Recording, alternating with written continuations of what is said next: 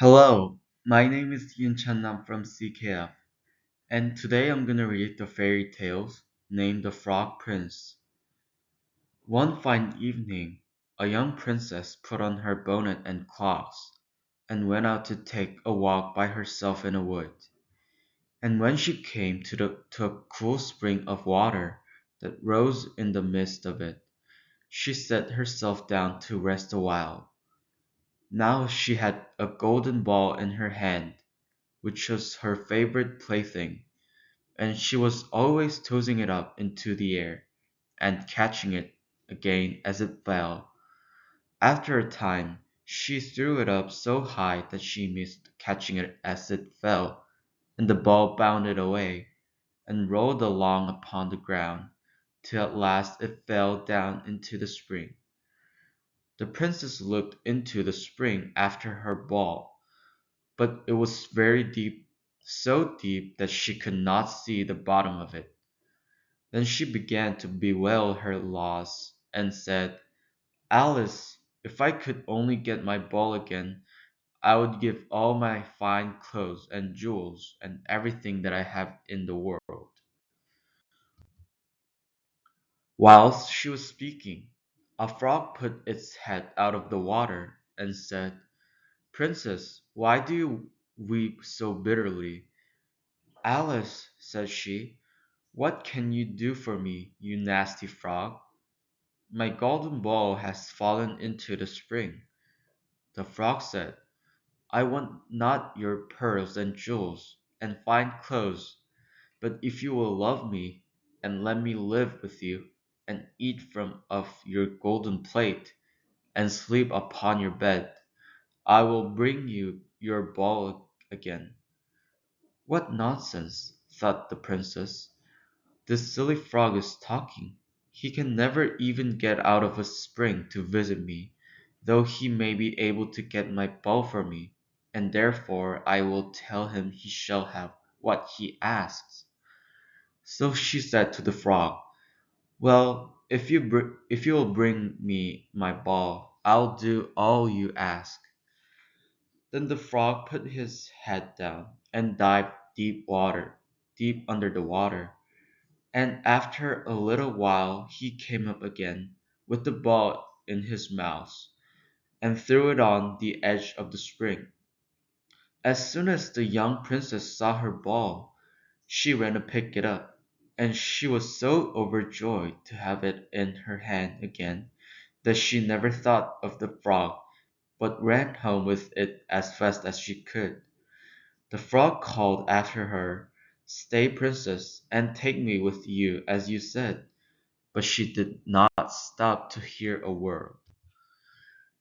The next day, just as the princess had sat down to dinner, she heard a strange noise, tap, tap, plash, plash, as if something was coming up the marble staircase, and soon afterwards there was a gentle knock at the door, and a little voice cried out and said, "Open the door, my princess dear. Open the door to thy true love here. And mind the words that thou and I said, by the fountain cool in the greenwood shade." Then the princess ran to the door and opened it, and there she saw the frog, whom she had quite forgotten. At this sight she was sadly frightened, and shutting the door as fast as she could came back to her seat. The king, her father, seeing that something had frightened her, asked her what was the matter. "There's a nasty frog," said she, "at the door, that lifted my ball for me out of the spring this morning.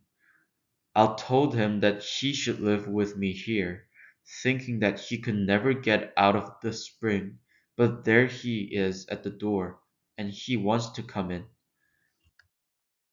While she was speaking, the frog knocked again at the door, and said, "Open the door, my princess dear. Open the door to thy true love here, and mind the words that thou and I said, by the fountain cool in the greenwood shade." Then the king said to the young princess, As you have given your word, you must keep it, so go and let him in."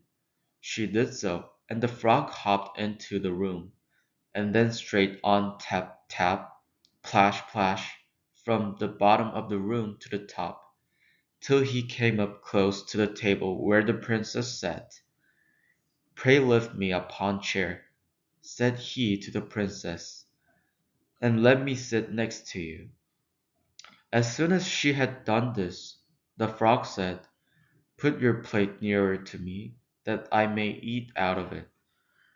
This she did, and when he had eaten as much as he could, he said, "Now I'm tired, carry me upstairs, and put me into your bed." And the princess, though very unwilling, took him up in her hand, and put him upon the pillow of her own bed, where he slept all night long. As soon as it was light he jumped up, hopped downstairs, and went out of the house. "Now then," thought the princess, "at last he's gone, and I shall be troubled with him no more." But she was mistaken, for when night came again, she heard the same tapping at the door, and the frog came once more and said, "Open the door, my princess dear, open the door to thy true love here, and mind the words that thou and I said, by the fountain cool in the greenwood shade."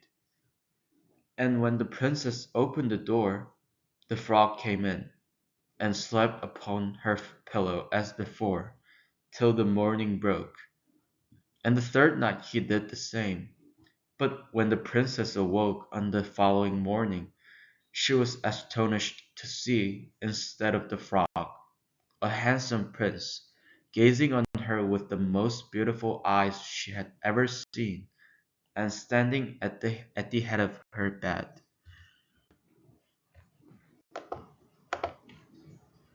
He told her that he had been enchanted by a spiteful fairy, who had changed him into a frog, and that he had been fated so to abide till some princess should take him out of the spring, and let him eat from her plate, and sleep upon her bed for 3 nights.